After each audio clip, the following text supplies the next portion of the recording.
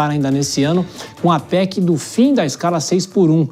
Deputado Reginaldo Lopes, do PT de Minas Gerais, autor da proposta, vem conversando, inclusive, com os sindicatos. Ele chega agora para conversar com a gente no Jornal Jovem Pan. Mais uma vez, deputado, muito obrigado por nos atender. Bem-vindo. Eu que agradeço o convite, sempre à disposição. Muito obrigado. Bom, deputado, claro que essa é uma discussão lá atrás, quando surgiu, tem um amplo apoio popular, mas há uma resistência muito grande do setor produtivo. O senhor está conversando com os sindicatos. De que forma o Congresso vai tocar essa discussão ainda nesse ano ou talvez no ano que vem? Eu queria perguntar se não fica mais difícil por ser um ano eleitoral. Qual é o cenário dessa proposta em tramitação no Congresso? Então, eu espero que o presidente Hugo Motta possa encaminhar a outra PEC da deputada Érica Hilton, a PEC de número 8 de 2025, a CCJ, a Comissão de Constituição, Justiça e Cidadania, para que possa ser pensada junto com a nossa PEC, que é a PEC 221 de 2019, e imediatamente indicar um relator para a sua admissibilidade. Depois da admissibilidade, aí o presidente Hugo Motta criaria uma comissão especial para debater o tema. Aí é mérito. É bom lembrar que a PEC do Senado foi nomeado o relator, senador Rogério de Carvalho. Ele entregou na semana passada o relatório e aí o presidente da CCJ do Senado, Otto Alencar, abriu para um conjunto de audiências públicas para debater o mérito. Eu acredito que esse tema ganhou as ruas, redes, e é de amplo apoio popular. Aproximadamente 76% da sociedade quer o fim da escala 6x1. Mas eu acredito que é possível reduzir não para a escala 4x3, mas a escala 5x2.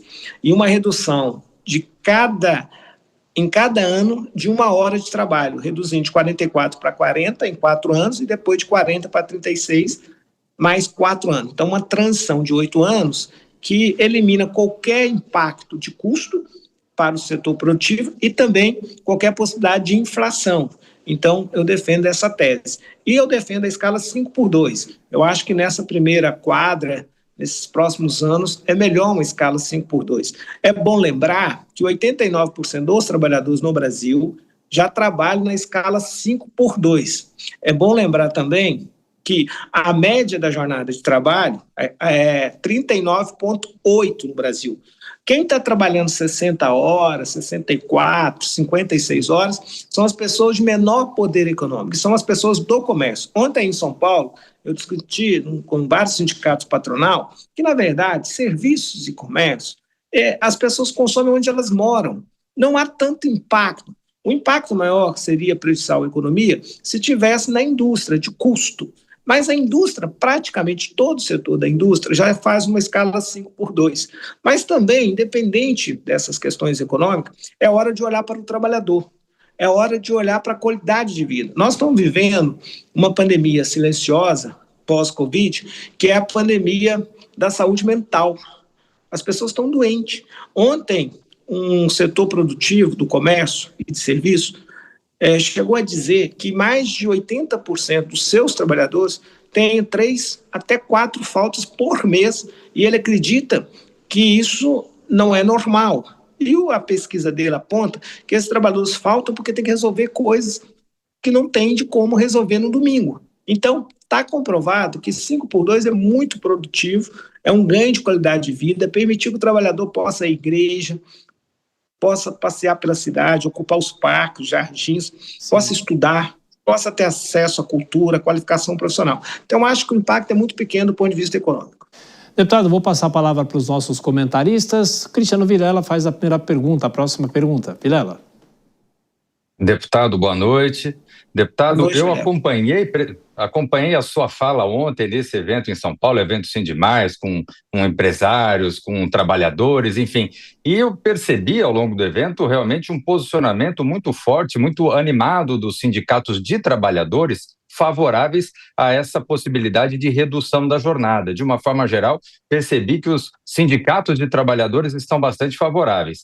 Algo que, para mim, ainda não realmente, eu tenho bastante dúvidas, não se encaixa de uma forma adequada, como isso vai acabar acontecendo, se colocando na prática com o pequeno empreendimento, com aquela pessoa que contrata ali uma pessoa para fazer um bolo, para ter ali uma portinha aberta, algo realmente que seja dentro de uma atividade que acaba conseguindo formalizar aquele trabalhador que em outros tempos estava informalizado. Será que nesse caso nós não teremos um aumento, uma retomada da informalização do trabalho? Olha, Cristiano, é bom lembrar que o Simples custa ao país 150 bilhões, 1,5% do PIB. Na reforma tributária que eu fui relator, nós preservamos o Simples, preservamos o regime, permitiu enquadramento a cada 3 meses, pode até mudar de modelo, se quiser creditar, pode mudar para débito e crédito a cada 3 meses, vai creditar para o adquirente, ou seja, ele vai pagar um modelo favorecido e ainda vai creditar para o seu adquirente. Então, na verdade, o Simples já tem um regime especial favorecido, mas nós podemos estudar. Você traz um tema importante, que o Brasil tem 90% das empresas pequenas, nós podemos também dar algum grau de algum favorecimento do ponto de vista de alguma contribuição patronal para essas pequenas empresas. Por isso que é importante que, de fato, esta PEC possa receber admissibilidade para que, no mérito, com dados, sem fake news, com boas informações, né, que possamos juntos fazer esse cálculo. Porque quando a indústria apresenta o cálculo hoje dos impactos, ela trabalha com a lógica de 36 horas, e na verdade tem uma transição longa de 8 anos, e ela trabalha com a lógica 4x3. Se a indústria calcular na lógica 5x2, poucos setores da indústria vai ter que aumentar a sua turma, os seus colaboradores, para colocar a indústria em pleno funcionamento. Então, os impactos são pequenos. Eu acho que agora nós precisamos compartilhar, Cristiano, esses ganhos com os trabalhadores também.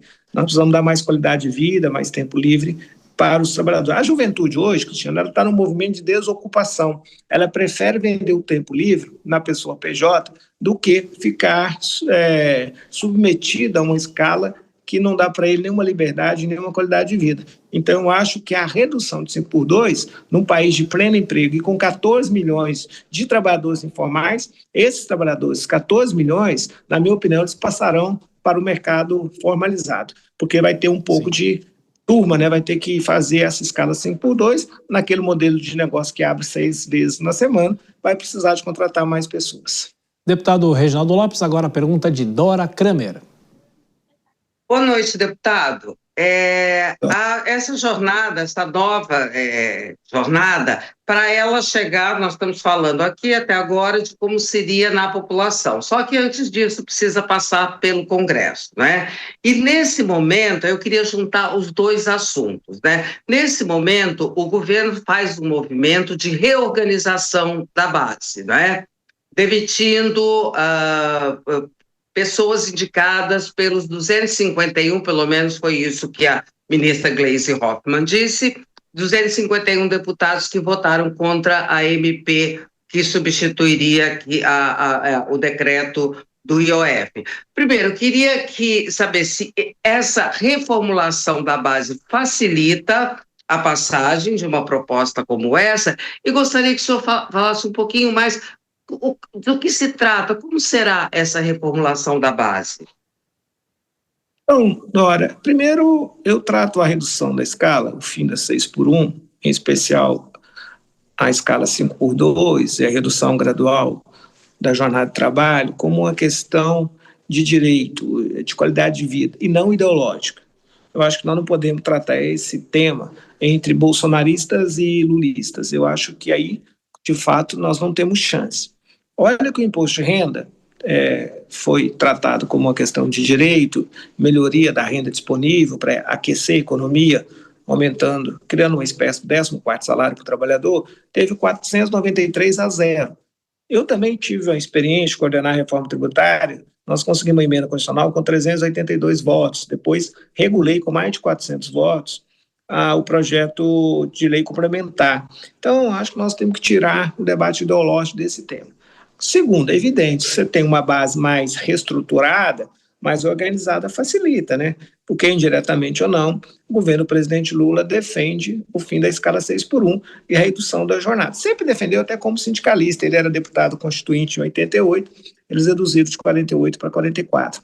Mas, de fato, o governo hoje não tem uma base sólida para tratar essa matéria de forma ideológica, não. Se essa matéria for tratada de maneira ideológica, a possibilidade de a gente perder a votação dessa redução do fim da escala 6x1 é muito grande. Mas é bom lembrar que as pesquisas apontam 76% de aprovação pela redução. O Centrão é um animal político, muito rápido, ágil e esperto. Então é evidente também que eles não ficam contra as vozes das ruas. Deputado, deixa eu fazer uma última questão. O senhor mesmo lembrou, o senhor coordenou a equipe de trabalho da reforma tributária, alguém que tem experiência e conhece essa questão de tributos e impostos. De que maneira o senhor acha que o governo vai resolver essa questão depois que a Câmara não levou à frente a MP da alternativa do IOF? De que forma é possível compensar essa questão arrecadatória do governo? Por que não há um amplo programa, talvez, de corte de gastos? A gente vê a situação dos Correios e até de outras autarquias. O governo vai buscar reduzir os gastos tributários. Não é fácil. A Dilma já tentou 2 ou 3 vezes no governo dela, o Lula já tentou esse mandato, o Temer também tentou. E o que a gente fez foi consolidar todos esses gastos tributários e gastos creditícios na PLP de 2017, 160, a partir da decisão do Supremo, que convalidou esses benefícios até 2032. É por isso que na reforma a gente colocou a transição até 2032 para eliminar esses gastos. Agora, esses gastos são absurdos, né? A Bolsa Bilionária no Brasil é 850 bilhões do governo federal e uns 300 bilhões nos estados, nesses regimes especiais tributários, sem nenhuma transparência. Então, esse é o grande desafio do Brasil. Por ali, tem muito corte, né, de gastos tributários e creditícios. Mas também é evidente que o governo pode fazer alguns ajustes e alguns cortes. Mas é possível também, no diálogo no Colégio de Líderes, buscar a simetria das fintechs com os bancos de varejo, porque as fintechs hoje já estão consolidadas, pode pagar um pouco mais, talvez aí de 9% a 15% ou a 12%. Acho que as bets, que ganharam 240 bilhões no ano passado, ainda pegaram 36 bilhões de beneficiários de programas sociais, que agora estão proibidos de usar o CPF desses beneficiários, mas também ali eu acho que não é nada demais uma conversa para a gente ampliar de 12% para 15% ou para 18%. Então tem muitos caminhos, tem também o ganho do governo no Supremo Tribunal Federal, de poder fazer alguns ajustes no IOF. Então, tem caminhos, eu acho que o governo vai encontrar aí, acho que o ministro Haddad vai apresentar um conjunto de caminhos, e o presidente Lula deve decidir. Lógico, lembrando que hoje nós temos um Congresso muito fortalecido, do ponto de vista político, orçamentário, de mídia, de comunicação.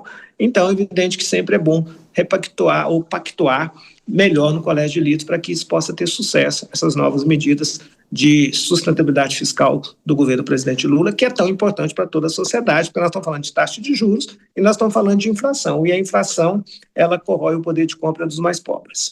Deputado Reginaldo Lopes, do PT de Minas Gerais, mais uma vez obrigado por atender a Jovem Pan, bom fim de semana, voltaremos a nos falar, um abraço ao senhor. Eu que agradeço, obrigado.